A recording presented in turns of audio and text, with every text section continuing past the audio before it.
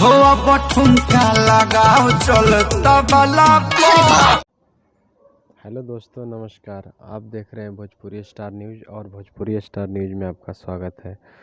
तो आज आपको एक बहुत बड़ा अपडेट देने वाला हूं, जो खेसारी लाल यादव जी का मूवी आया हुआ है बोल राधा बोल, जिसमें खेसारी लाल यादव जी और मेघाश्री बहुत अच्छी एक्टरनी है। तो उसी फिल्म का एक गाना है बात पायल के पता ना चले, बहुत मस्त ही सॉन्ग है जो अभी 15 नंबर ट्रेंडिंग कर रहा है।